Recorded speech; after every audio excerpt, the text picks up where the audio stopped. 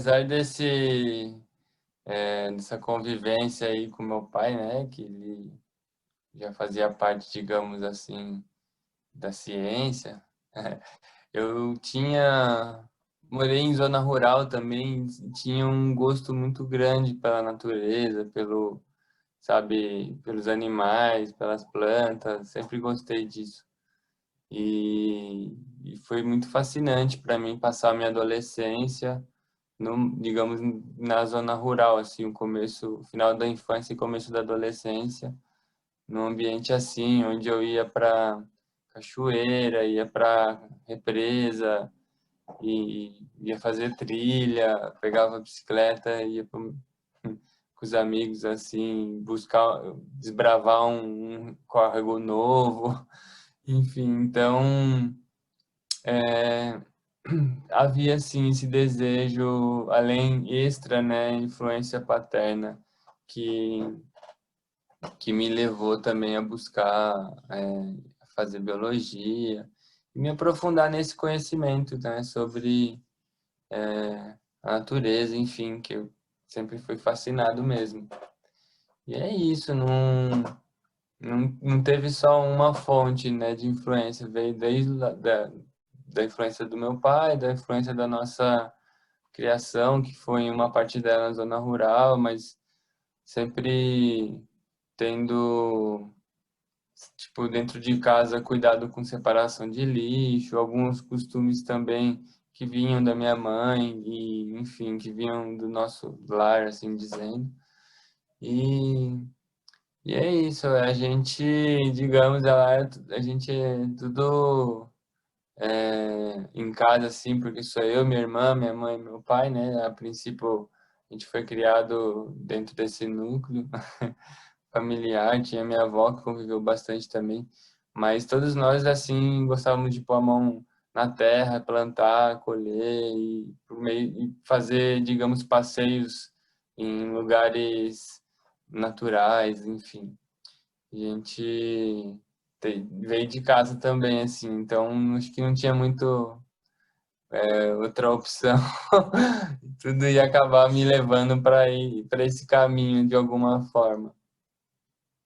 Então, né, em relação ao início do trabalho com a madeira, como eu tinha comentado, ele veio assim, apesar de já ter, né, já havia descartes de pallet nas caçambas, móveis, alguns de madeiras jogados assim, alguns, digamos, com madeiras aproveitáveis, eu já pegava, mesmo sem saber trabalhar com a madeira, eu já pegava isso e levava para casa, porque eu sabia que tinha um potencial.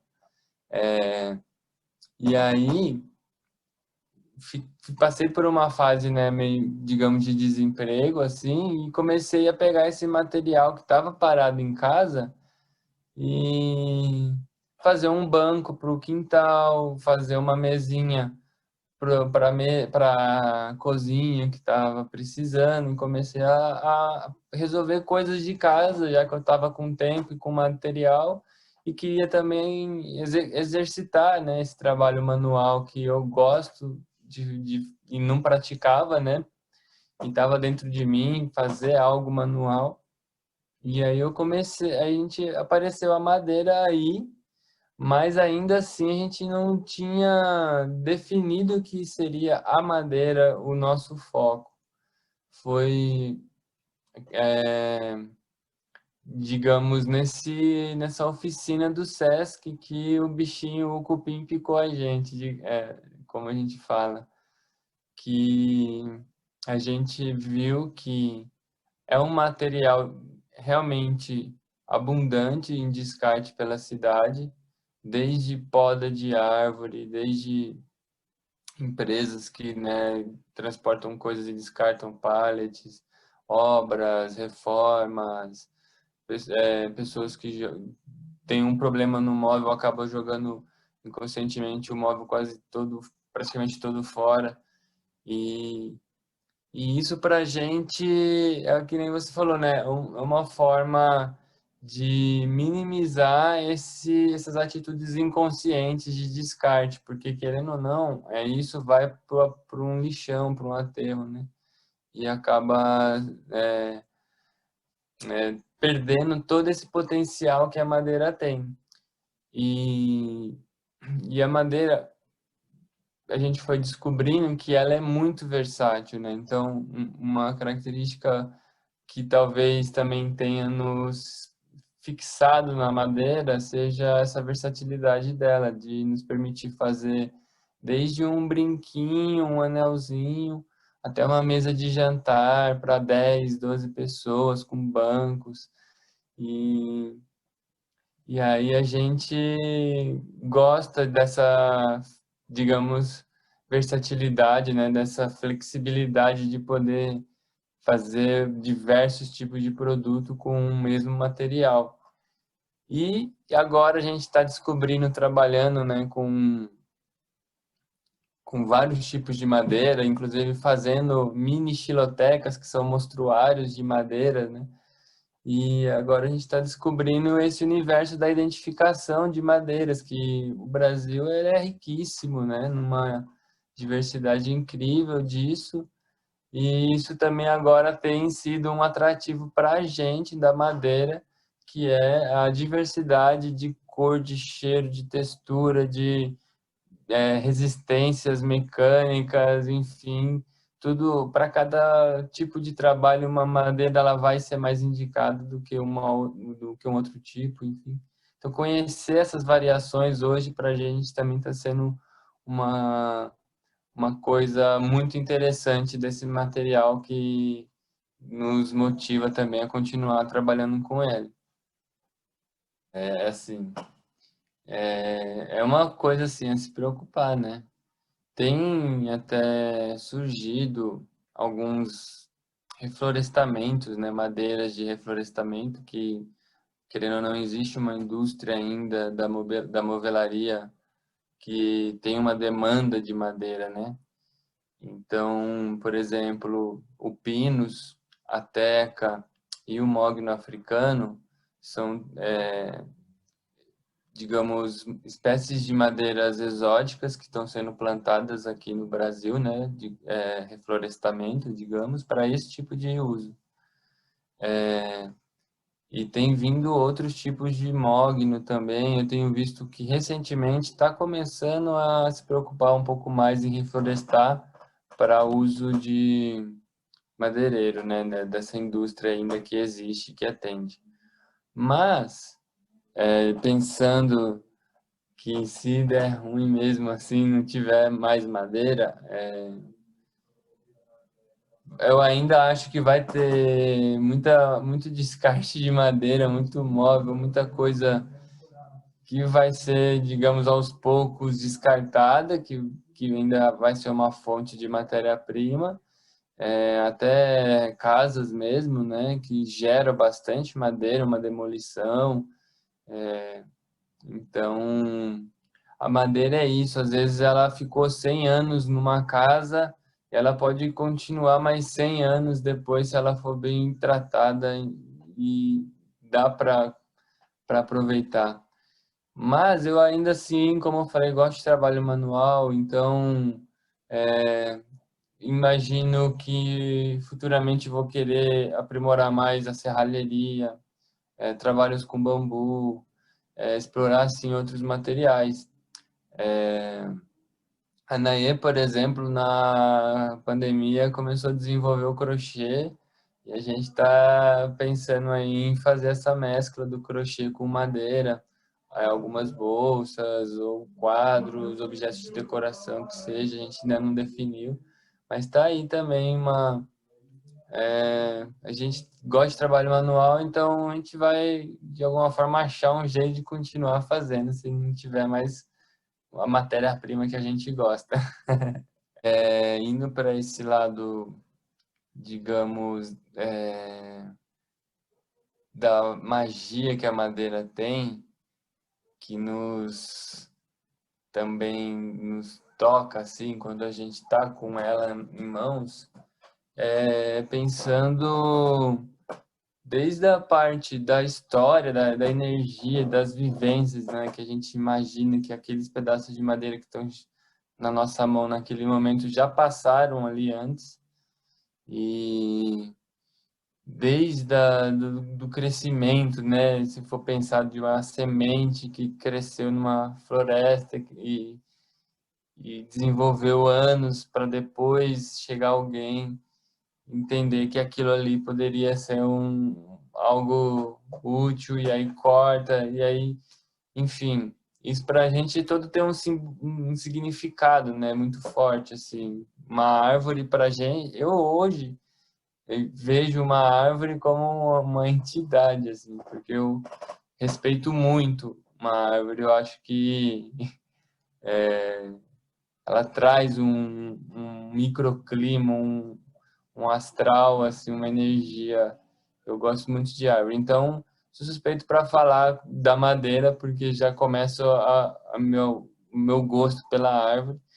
E é isso, assim, eu realmente, quando vejo a madeira, eu sinto algo pulsando ali ainda. Eu vejo que é uma matéria viva que reage ali com a umidade, com a temperatura, enfim. Então, é isso também. A madeira ela tem esse fascínio assim de carregar essa energia vibrante de um ser que é uma árvore. Para a gente, eu acho que é essencial assim. Apesar, né, da gente ter todo esse fascínio pela madeira, a gente também hoje no nosso trabalho mistura outros materiais. Como você lembrou aí, a gente tem as nossas bolsas, estojos que são de madeira e o tecido sintético, que parece muito o couro, mas ele não é couro. E apesar disso, ele é bem resistente, ele é utilizado para confecção de calçados, enfim. E aí a gente, na verdade, já começou a fazer esses experimentos com retalho de couro mesmo. Mas a gente acabou preferindo trabalhar com o sintético por alguns motivos, desde facilidade mesmo, é um material, digamos, mais fácil para trabalhar do que o couro em si, e todo essa questão do significado hoje do couro, né, do consumo da carne, enfim. Então, a gente é, é simpatizante desse tipo de prática hoje, assim, de redução desse incentivo dessa indústria, mas a gente também não tem nada contra, já trabalhamos com couro, enfim.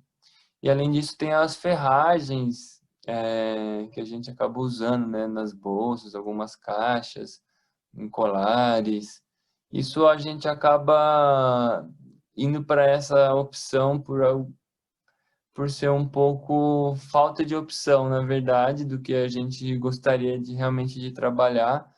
Hoje eu penso em no futuro a gente parar de trabalhar com alguns tipos de ferragem, com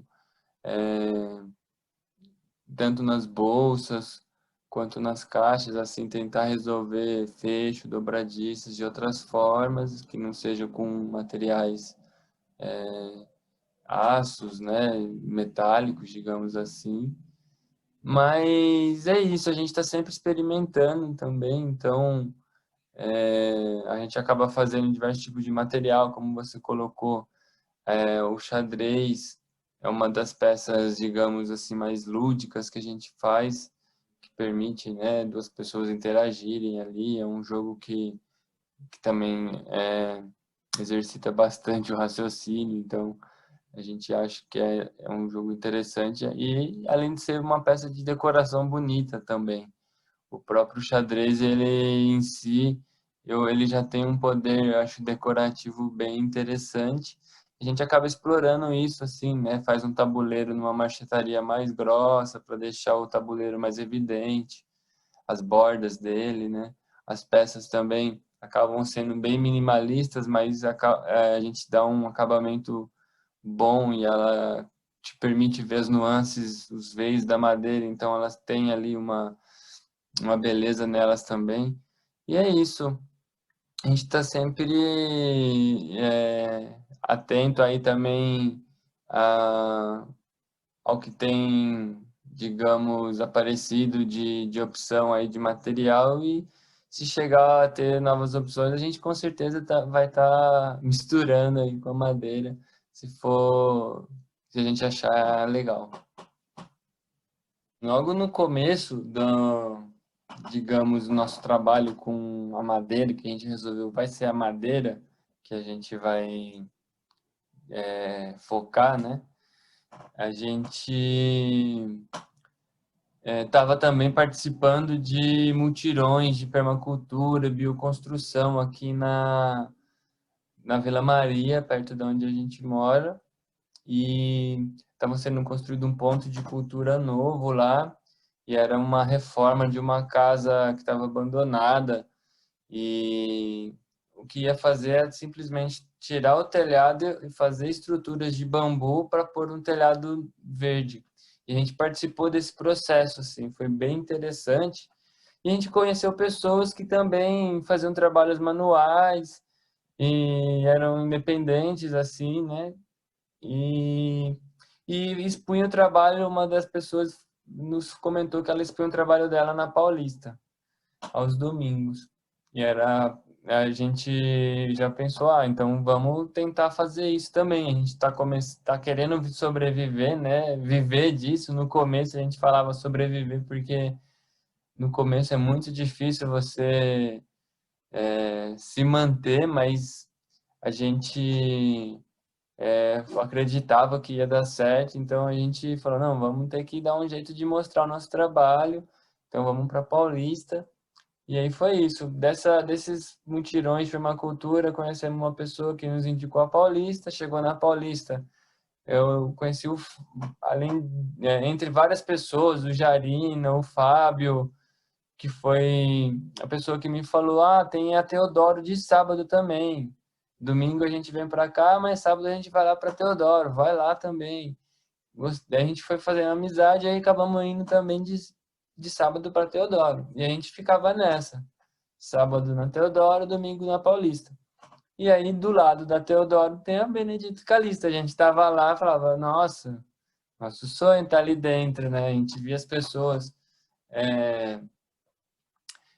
Enquanto a gente estava na Teodoro, a gente via as pessoas indo direto para a praça, a gente querendo, né, vender, e falava, nossa, então, para a gente seria interessante conseguir entrar na feira. E aí a gente o Jarina, né, ele teve uma influência grande, assim, incentivou a gente a fazer a seleção, e o próprio Silvio participou da nossa seleção, entre outras pessoas queridíssimas lá da Benedito, que mesmo a gente não só tá ali para passar, para ser avaliado, né, a gente já sentia uma receptividade, assim, um carinho com essas pessoas. E isso também falou, nossa, acho que é isso, a gente tem que tentar entrar nessa feira e vamos aí, né? E a gente ficou um ano, mais de um ano nessa, né? Benedito, Teodoro sábado, Paulista domingo, e aí a gente conseguiu, fomos aprovados na seleção, aí ficamos mais um ano esperando na fila. E deu certo, assim, a gente achou até que foi rápido, porque várias pessoas nos comentavam que ficavam nessa fila por muitos anos, dependendo, né, do segmento. E para a gente foi uma surpresa maravilhosa. A gente foi de sábado para expor na Teodoro, aí a gente tinha meio que combinado de levar um material novo que a gente tinha feito, que não tinha sido apresentado na seleção, isso na seleção seguinte, né? A gente ficou um ano mesmo sendo aprovado, e ia participar da seleção seguinte. Aí na seleção seguinte a gente chegou cedo lá, levou umas peças novas, que eram as bolsas de madeira e as bolsas de tecido com madeira, e alguns trabalhos em marchetaria também. E foi uma surpresa que eles falaram, não, então hoje vocês vão expor aqui dentro. E a gente estava preparado para expor na Teodoro. E eu falei, nossa, não acredito, chegou o dia, né? E aí pra gente foi um divisor de águas, assim. Emoção e inesquecível mesmo. É uma conquista que pra gente significa muito, né? E hoje, cada dia mais a gente vai conhecendo a importância da feira, né? Vai conhecendo as pessoas que constroem a feira. A gente vai se envolvendo cada sábado mais com ela e é isso. Estamos muito felizes e dispostos aí a continuar construindo a feira e deixar ela lindona como ela é. E então a gente, estando entrado na feira da Benedito Calixto, a gente foi aprendendo muita coisa, né? E E hoje a gente tem percebido a importância, não só, né, de eventos como a feira, mas de eventos que reúnem vários artistas independentes, e que fazem também a economia dessa cidade, né? E a gente foi uma das coisas que a gente tem tentado trazer para nossa rotina, para as nossas práticas assim cotidianas, pensar no pequeno, né? Comprar, valorizar o trabalho de quem é pequeno, de fazer como se fosse essa feira acontecer de forma circular, assim, né? Uma economia, é, digamos, é, local, né? Tirar, descentralizar das grandes indústrias e corporações, assim, buscar mais consumir é, de tudo que a gente hoje puder de pequenos produtores, assim, para a gente se fortalecer e para a gente se valorizar também, né? Para quem faz as coisas hoje, a gente entende que que é muito difícil se a gente sozinho a gente conseguir, né?